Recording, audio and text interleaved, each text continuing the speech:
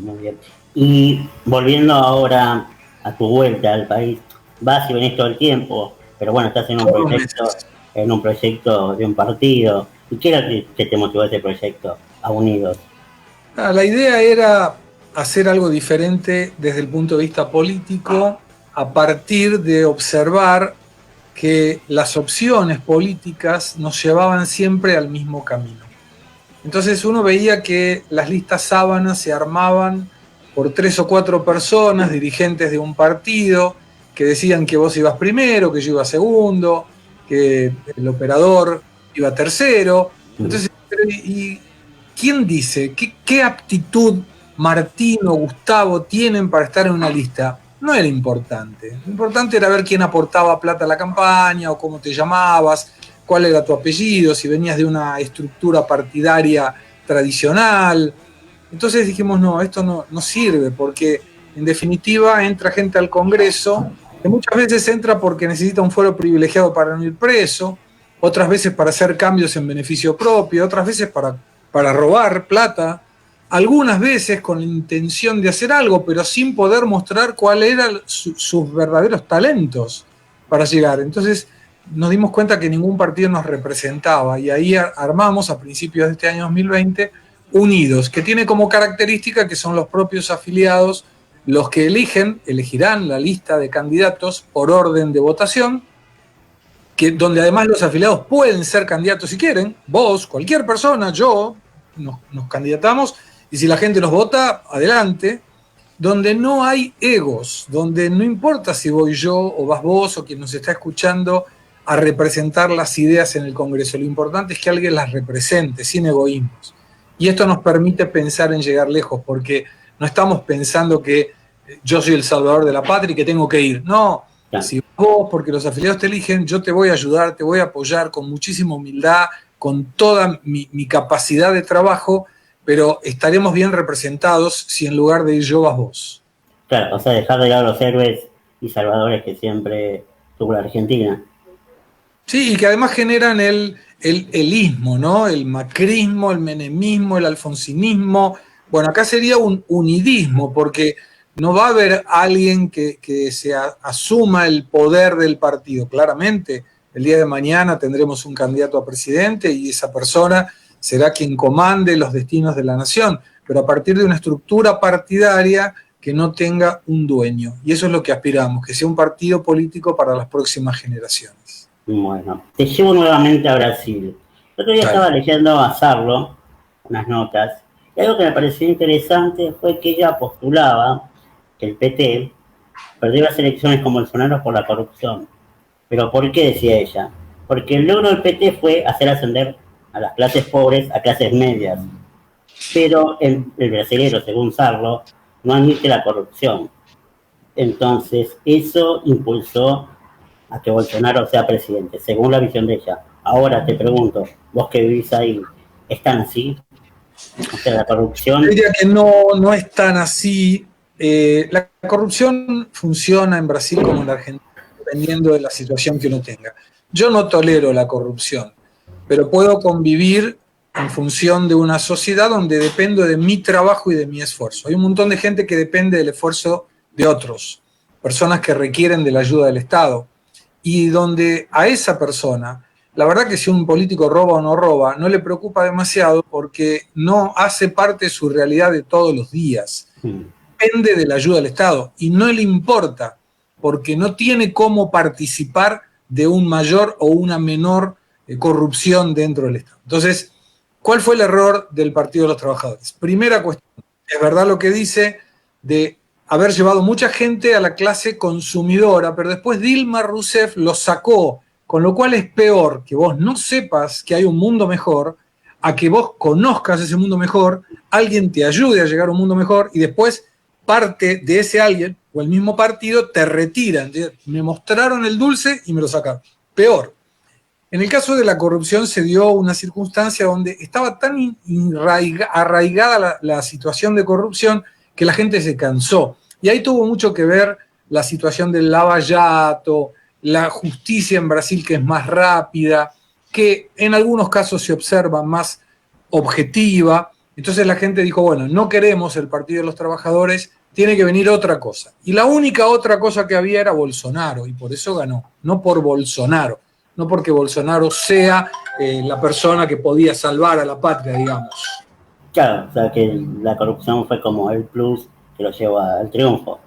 Claro, Trasladándolo acá a lo que fue Cambiemos, porque Cambiemos, creo que el impulso que tuvo acá fue el tema de corrupción del gobierno anterior, aparte de subsidios y demás, porque bueno, Díaz gana la provincia, Macri gana las elecciones presidenciales. Pero hay algo que noto y que veo acá que por ahí la gente no soporta corrupción, nadie la soporta, pero pesa más el tema financiero, o sea, el tema del salario.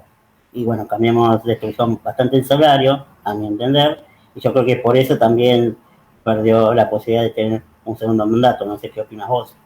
es que la persona cuando llega a fin de mes, te dice, bueno, la situación económica puede estar mejor, puede estar peor, pero yo por mi trabajo consigo alimentarme, hacer que mis hijos estudien, pagar mi alquiler y tener mi trabajo.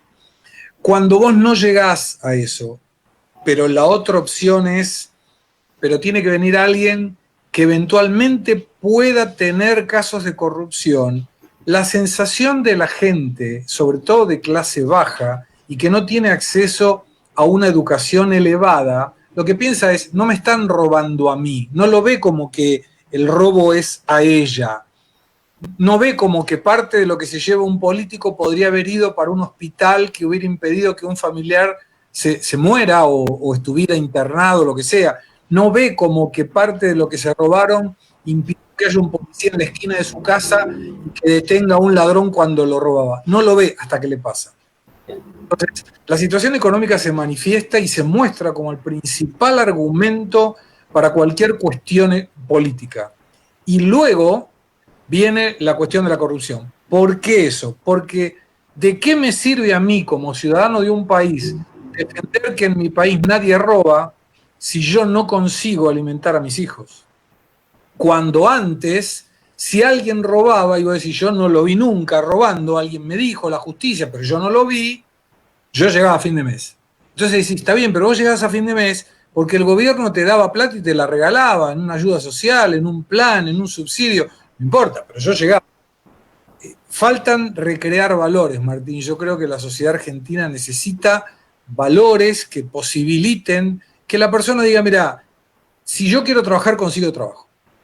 Y el hecho de conseguir trabajo me permite que no dependa de un plan. Con lo cual, si yo observo que alguien roba o es corrupto, o aunque sea tengo la sospecha de la corrupción, entonces yo no necesito votarlo. Y ahí volvemos a la primera parte. No necesito votarlo, pero no tengo cómo no votarlo si está en una lista. O sea, si vos estás Martín segundo en una lista, yo estoy primero, y vos tenés denuncias de corrupción, ¿cómo hace el elector para no votarte a vos si estás en una lista? Claro. Entonces eso es lo que hay que cambiar, es la forma eleccionaria, la colocación de cómo llevamos a la gente al Congreso, porque en definitiva son los representantes de la sociedad. Y a mí, y a vos, a quien nos está escuchando, no me representa ni un corrupto, ni un ladrón, ni un violador, ni un homicida, ni un estafador. Claro, sí, o sea, pero eso también no es parte del negocio de la política nuestra, o sea, el arreglo de los cargos, o sea, eso que tiene la lista Sábana, que vos recalcas tanto. Bueno, habrá que, por eso es lo que queremos cambiar, y tal vez no consigamos nosotros hacerlo, pero lo queremos empezar. Es por eso. Y ya que hablamos de la economía, ¿qué opinás del arreglo que hubo con los fondos? ¿Fue bueno o fue malo para el país? No, yo creo que el arreglo es bueno desde el punto de vista de no ir a un default. Me parece que eso no hubiera sido bueno ni para el país ni para las empresas, mucho menos para las empresas.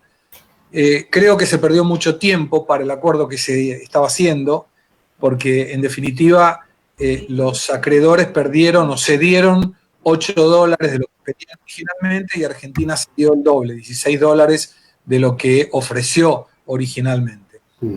Es bueno el hecho de tener este acuerdo. Claramente la situación de lo que se vendió a la sociedad era que se estaba negociando una deuda de Macri, cuando en realidad no era así. La deuda que se estaba negociando era una deuda... 2005, en adelante. Claro, 2010-2015. Pero de cualquier forma, también es importante mencionar que lo que falta ahora es lo que viene después. O sea, el problema de la deuda ya está resuelto, perfecto. ¿Qué es lo que tenemos que hacer después? Bueno, para poder pagar cualquier deuda, sea ahora, mañana, dentro de 5 años, nos tiene que sobrar plata en relación a lo que nos ingresa y lo que gastamos. Y eso es lo que el gobierno no hace. Este gobierno no lo hizo, el de Macri no lo hizo, el de Cristina no lo hizo, muchos no lo hicieron. Entonces, la mayoría no lo hizo.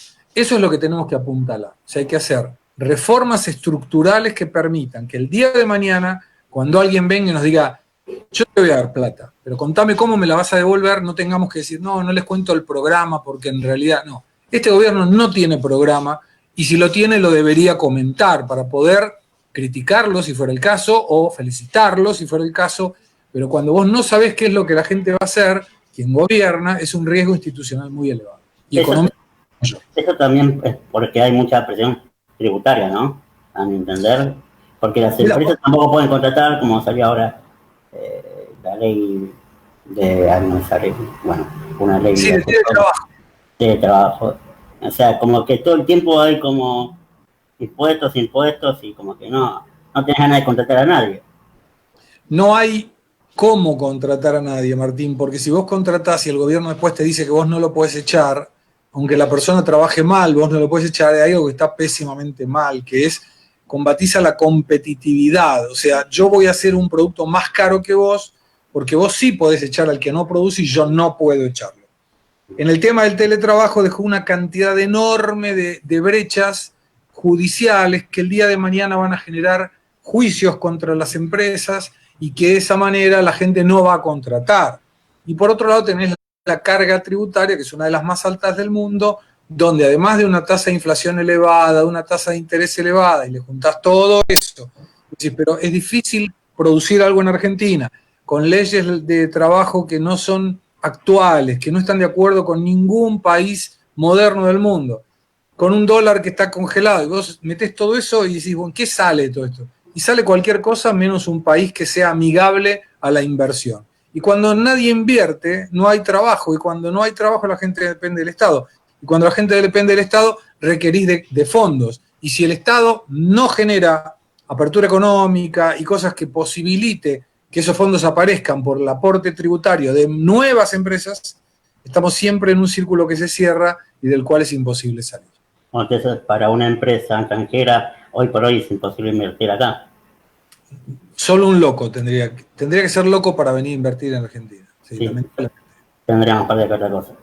Okay. Y llevándote a lo judicial, ¿qué opinas con la nueva reforma que está planteando, que hoy arrancaba en el Senado? Otra barbaridad. Yo confío en que, como dictaminó la Cámara del Crimen, sea colocada como una reforma que no es constitucional, porque no lo es. Es un arreglo para evitar que corruptos vayan presos, es un arreglo para cambiar las cosas para que el gobierno se pueda instalar durante años y años y años y nadie le diga que está equivocado. Espero que la oposición se ponga los pantalones largos y realmente genere lo que debe hacer, que es oponerse a este tipo de cosas, y si no, junto con la oposición tiene que estar la sociedad para no permitir que se avasallen derechos y libertades garantizadas por la Constitución Nacional. Entonces, como el último DNU del presidente. Por ejemplo. Bueno, ese es el trabajo que nosotros tenemos como sociedad. Observar y colocar límites cuando el Congreso no coloca los límites al Poder Ejecutivo y cuando la justicia de alguna manera está supeditada al Poder Ejecutivo o al Poder Legislativo y no tiene ni libertad ni isonomía, que es un derecho constitucional también, que todos somos iguales ante la ley para que podamos tener un país mucho mejor. Ok. Y te hago otra pregunta. ¿Cómo ves acá fin de año Argentina económicamente? Lo veo muy mal. Argentina lo veo muy mal porque el gobierno aprovechó la pandemia para dejar más gente pobre. Esto es un proyecto que yo lo denominé Proyecto Stalin, a propósito, y donde se coloca la dependencia de la ciudadanía en relación al Estado, con lo cual lo importante es destruir la actividad económica, y lo hacen muy eficientemente. O sea, crear un Estado padre. Un Estado padre. Claro, por supuesto, y además yo te ayudo, y si yo te ayudo vos no me vas a criticar, y si yo te ayudo vos no me vas a dejar de votar. es una ecuación lamentable la que estamos viviendo y ojalá en las próximas elecciones, en Unidos, tengamos oportunidad de ser parte de la oposición. O sea, como el salario universal que proponen ahora de 17.000 pesos, algo así. Que es La pregunta de todo eso que es ayuda del Estado es quién lo va a pagar y cómo. Y la respuesta es el grillito, no sé. Nadie sabe, nadie sabe. Está bien. Bueno, Gustavo, te voy agradeciendo por la nota. Por favor, un gusto para mí, Martín.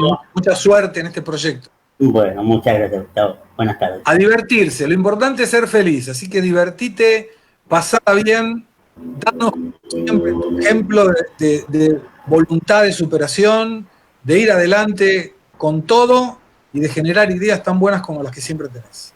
Muchas gracias, Gustavo. Buenas tardes. Un abrazo grande. A ver.